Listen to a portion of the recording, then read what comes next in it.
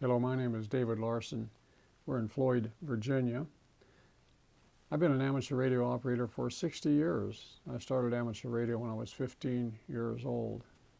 My call is KK4WW. I'm also a historical computer collector and historian. But today I want to talk to you about this piece of radio equipment that's 47 years old. It's a vacuum tube technology, 6-meter AM transceiver. Looking closely at the front panel, we see it has a standard on-off switch. The receiver itself is variable between 52 and 50 megacycles. And volume control, microphone input. The transmitter is controlled by a crystal for fixed frequency, or in this position VFO for variable frequency, and we can control that frequency here. Tuning the transmitter, standard plate tune and antenna load. And for getting a transmitter on the same frequency as a receiver, there's a switch here called a spot switch, which allows us to tune this to make sure we're transmitting on the same frequency we're receiving. Well, looking at the back of this 6-meter transceiver is pretty simple. It has a connector for the antenna, a switch here where you can have a plus or minus grounded battery, and of course the power connector, which you hook up to 12 volts or 110 AC, a little calibrating thing over here for calibrating the meter. And this is a vacuum tube technology, discrete component. Of course, it has a standard speaker arrangement. The receiver section is right in here. One interesting thing about this, it has this very small metal looking tube down here, the 6CW4. That's the RF input, RF amplifier for the receiver, very high gain, low noise tube. The transmitter section is 3 tubes right here, and the tuning section over here. We'll take a little closer look at that.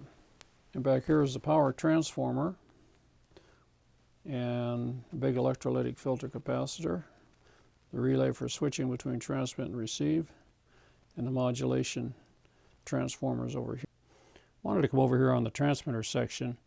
Here's the output tube, the tank circuit as we would call it, and this little one up here at the top is the tuning capacitor for the transmitter, and this lower one is the antenna matching or load standard Pi network loading capacitor.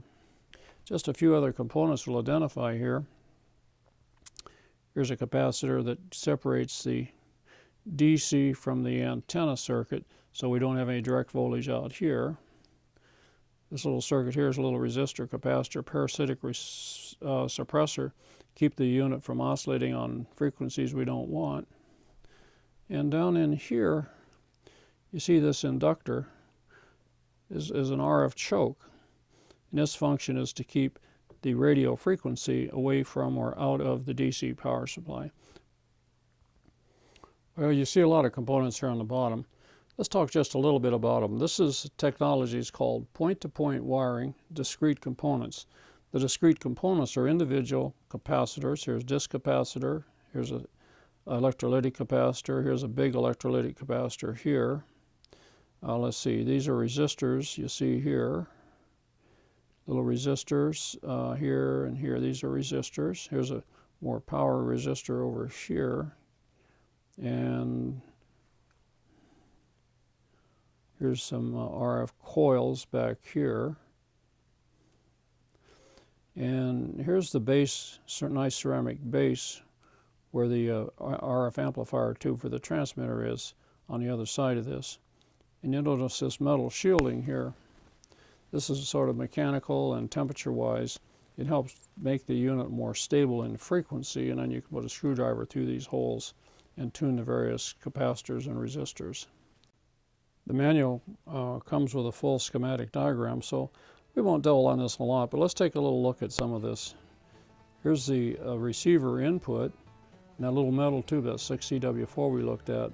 This is a little metal tube, so this is the RF input. The signal travels in this direction with couple of IF transformers, and over here more amplification in the diode detector, and it goes on down into the audio amplifiers and goes out to the speaker. The transmitter itself is a 3-tube transmitter. Okay, here's the transmitter is this lower section here. Over here is the switching for the crystal or VFO and the little variable capacitors for the VFO. And moving in this direction with a doubler and a little amplifier, a little more amplification here. And here's that power amplifier that we looked at on the top side with the amplifier tube, the little suppressor. And here's the tank circuit, the inductor, the little transmitter capacitor for the load, and plate tuning going on out through the relay to the antenna. So this is a standard Pi network type circuit. Wow, guess what? The radio goes in here, and this goes in the shipping box. Close this up, a well-protected radio.